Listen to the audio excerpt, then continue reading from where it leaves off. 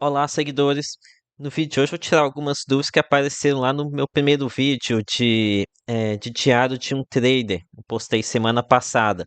Aqui são dúvidas bem comuns, tá? Já que o trade com fundos imobiliários é meio que algo demonizado pelos grandes influenciadores, né? É praticamente um tabu. Então, esses grandes influenciadores querem que vocês tenham uma postura extremamente passiva e ignorem aqui essa excelente oportunidade de se ganhar uns trocados a mais. Aqui é o Thiago PS, do canal Fique Esperto. Então, começando aqui pela dúvida do Anderson, que aqui no caso me questionou se eu já havia contabilizado os impostos e taxas aqui com esse tanto de movimentação. Então, corretagem, felizmente agora a gente não tem mais. As taxas da B3 não tem como fugir, né? Mas ao menos são leves. Já os impostos de renda são muito mais pesados, né? Já estou falando de 20% do que você conseguir lucrar. No entanto, eu consegui um meio aqui de driblar esse curso aqui, tá? No caso, foi com a grande queda que nós tivemos em dezembro do ano passado, dezembro de 2024. Aqui eu utilizei uma operação que eu apelidei de elisão fiscal utilizando fundos de infraestrutura. Para explicar isso aqui, vou utilizar uma planilha. Então, imaginem o seguinte caso hipotético, que no dia 1º de janeiro de 2024, vocês compraram o seguinte fundo imobiliário, o FIA11, que vocês compraram 1.000 cotas dele a um preço de R$ 100. Então aqui, nosso preço médio seria R$ 100, né? Aqui no caso, cotação do dia, também R$ 100. Aqui o lucro, prejuízo com operação, aqui zerado, e saldo a compensar de imposto, também zerado. Daí aconteceu que o mercado virou, o mercado caiu muito para baixo, começou a aparecer um drama danado. É que no dia 19 de dezembro você vende esse FIA 11, é que as 1.000 cotas que você tem, a cotação que saiu de 100 para R$ 80, você vende aqui no prejuízo, R$ 20 por cota. Você tem aqui um prejuízo de R$ 20.000 e um saldo a compensar, um prejuízo a compensar de R$ 20.000. Deixa eu colocar aqui prejuízo a compensar, fica melhor do que saldo a compensar. Prejuízo a compensar de R$ 20.000. Aí, no mesmo dia, você faz a seguinte operação. Você vai e compra o FIINFRA Infra 11, que eu apelidei aqui o nome qualquer, tá? Isso aqui é um fundo de infraestrutura que tem como característica você não pagar imposto de renda sobre o lucro que você tem com a operação. E no caso, você faz uma compra de 1.000 cotas também a R$ 80. Aqui no caso também trata-se de um fundo que sofreu com esse período de queda forte aqui nesse período difícil. Então você conseguiu comprar o fundo com preço médio de R$ 80. A cotação do dia também está em 80, né? Aqui o lucro prejuízo, nada, né? Você está fazendo uma compra e seu prejuízo a compensar continua com os R$ 20.000. Daí passou esse drama do mercado, o mercado voltou a melhorar, né? E aqui no caso você vai e vende o seu Infra 11. Peraí, tem uma coisinha aqui. Você vende o seu Infra 11 que você comprou por R$ 80, mas agora está aqui com uma cotação teórica aqui de R$ 100. Então, aqui nessa operação, você teve um lucro de R$ 20.000. No entanto, como você está lidando com fundo de infraestrutura, você não precisou pagar nem imposto de renda e seu prejuízo a compensar, ele se manteve os mesmos R$ 20.000 de prejuízo que você tinha aqui atrás. Daí, após a venda desse fundo Infra 11, aqui no mesmo dia você vai e compra seu fundo imobiliário, as 1.000 cotas a R$ 100, a preço de mercado. Você volta a ter um preço médio bem elevado e você volta à situação inicial, mas agora você tem aqui um prejuízo a compensar de R$ 20.000. Então, foi essa operação aqui que eu utilizei no final do ano passado e no começo desse ano para ter muito, muito prejuízo a compensar agora nesse momento, tá? Tem muito, muito mesmo. No passado também, aqui eu tinha um prejuízo a compensar de algumas lambanças que eu fiz no passado. Quando eu era iniciante também me envolvi com fundos equitários, na época que não tinha tempo para acompanhar, né? Acabei tendo os prejuízos lá. Então, de forma que tem bem o tempo que eu não pago uma DARF, tá? Tanto pelos cagados passados, também por esse prejuízo a compensar que eu consegui aqui com essa estratégia. Se em algum momento vai acabar esse valor aqui, se não aparecer outra oportunidade, aí sim eu devo ter que pagar alguns DARFs. Caso vocês tenham interesse em aprender essa estratégia, procurem por esse vídeo que eu postei na época, tá? O título do vídeo é o seguinte: utilizando os FIINFRA para driblar o leão. Pesquisem aí no YouTube, provavelmente vocês vão encontrar. Atualmente não tem muito mais margem para essa operação, né? O mercado recuperou bastante, mas vai que aparece uma nova oportunidade. Não sei se vocês acharam complicado, mas é bem simples. Basicamente, no período de baixa, você vender seus fundos de papel, você se encher de fundo de infraestrutura, daí na recuperação do mercado, você redistribui dos fundos de infra para fundos de papel. É bem molezinha, tá? Ok, prosseguindo aqui, foi uma conversa muito interessante entre o Matheus e o Gil. Aqui aos 12 minutos, o Matheus fala o seguinte: referente a ser pouco dinheiro, realmente também não vejo assim, porque o importante, no final das contas, é o lucro que você coloca no bolso. Aí o Gil responde o seguinte: problema de pouco dinheiro é que dá muito trabalho e tem risco. Se ganhar, não muda a vida, e se perder, abalo psicológico. Mas 9 mil numa única operação tá longe de ser pouco dinheiro. Aí o Matheus responde: ah, sim, com certeza. 9 mil reais não é dinheiro de pinga, não é dinheiro de pinga. Mas, tipo, é melhor você errar com pouco dinheiro, tipo, comprei e caiu, do que ficar arriscando com muito, sabe? Então, aqui eles estão conversando se vale a pena o trabalho que dá para fazer aquelas operações que demonstrei aqui no vídeo.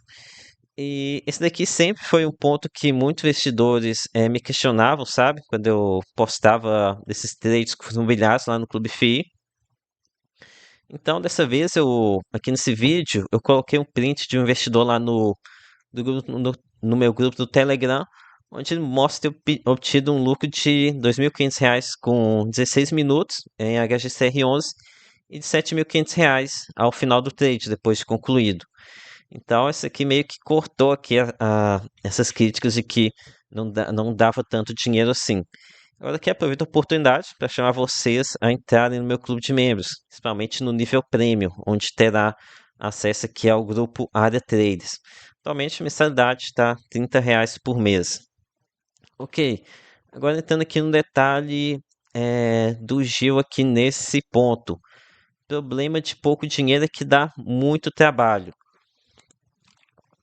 E sim, Gil, no começo o trabalho não compensa não, tá? Não vou enganar você não. Você vai esquentar a cabeça, vai passar raiva e no final das contas vai receber apenas umas centenas a mais por mês. Mas com o tempo você vai ficando melhor nos trades, tá? Como tudo que nós fazemos, temos uma curva de aprendizagem. Atualmente eu nem tiro assim tanto dinheiro assim com os trades, mas é mais por limitação do meu patrimônio do que por conta do trade com o fundo imobiliário, tá? Então não é causa da operação, mas é uma questão minha.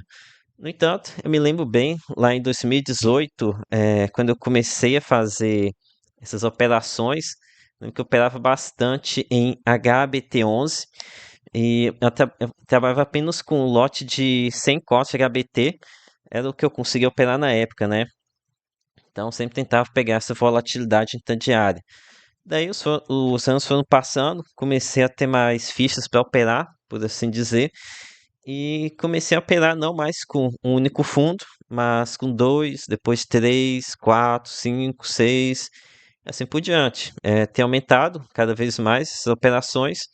Eu prefiro trabalhar com poucas cotas, com vários fundos. Chegar um tempo em que eu vou também aumentar a quantidade de cotas. Ok, seguindo aqui por esse trecho em que ele fala assim: se ganhar não muda a vida e se perder abalo psicológico.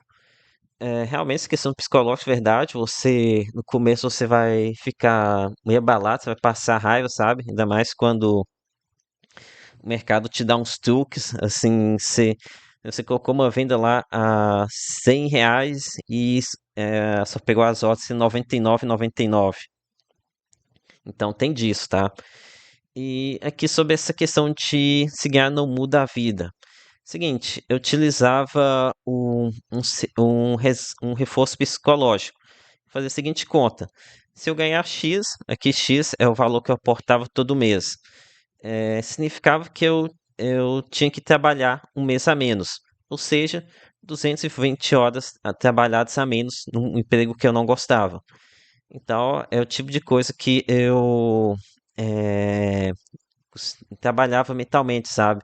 Por exemplo, se ao final de um ano eu tivesse ganhado esse X, seria um mês a menos para trabalhar, um mês a menos em que eu conseguiria adiantar a minha aposentadoria, a minha liberdade financeira. Então, tente trabalhar esse psicológico, sabe? Eu tirei tanto com trades com FIIs nesse ano, então tantos meses a menos tendo que aportar. Agora sobre essa parte aqui que ele fala de ter risco. E aqui eu discordo, tá, Gil? O trade, pelo menos da forma que eu faço, que é trade sem alavancagem, eu também não faço operação vendida, sem ser. Raramente eu faço operação vendida. A forma que eu faço, não acrescenta em nada o risco aqui da minha carteira. Isso aqui acontece porque eu opero apenas com fundos que passam pelo meu padrão de qualidade. E quando eu faço operação com fundos que não são do meu padrão de qualidade, é com um lote muito reduzido. Vou explicar aqui com um trade que não saiu como pensava em Ruda 11, o Fiago do Itaú. Então, no começo de junho, eu utilizei a seguinte tese. Eu comprei algumas cotas aqui na faixa dos 8,30 aqui em Ruda 11, logo na semana posterior à Datacom. Aqui eu tinha a expectativa de que a cotação retornaria aqui para os valores anteriores, aqui na faixa dos 8,60, que o fundo tinha batido 8,60, 8,70 aqui no final de maio. O que acabou não se concretizando, né? Desde então, venho carregando aqui essa posição em Ruda 11. O fundo é um fiagro, tem seus riscos e tal, mas risco eu estou ciente, por isso que eu utilizei um lote que não esquenta minha cabeça. Mas se você for pensar bem, o risco que eu estou exposto é o mesmo de quem comprou aqui no começo do ano com a intenção de carregar para ser holder. Por exemplo, se é uma pessoa que comprou 1.000 cotas aqui no começo de janeiro, e caso que tenha comprado aqui 1.000 cotas aqui no começo de junho, quem está mais exposto a risco aqui? Esse cara aqui que é holder ou eu aqui que sou trader? Nenhum, é o mesmo risco, sabe? São as mesmas 1.000 cotas. Então, não tem diferença de risco aqui se você está operando com um fundo a qual você tem familiaridade e aceita os fundamentos dele, os fundamentos ou a relação risco-retorno. Então, foram esses daqui. Essa questão do trade com os imobiliários, eu sei que é um tabu e ninguém comenta. Sinceramente, eu não vejo ninguém comentando sobre essa questão de trade com FIIs, que é muito melhor do que com ações. Mas calma que vão sair novos vídeos, tá? Mais vídeos que de diários de um trade de FIIs. Inclusive, peço que também que vocês deixem dúvidas aqui nos comentários, para caso eu tenha necessidade de fazer aqui mais um vídeo como esse, desmistificando aqui os trades com FIIs. Então foi isso. Peço seu like, se inscreve aqui no canal. Lembre que nada aqui é recomendação de compra ou de venda. Até a próxima.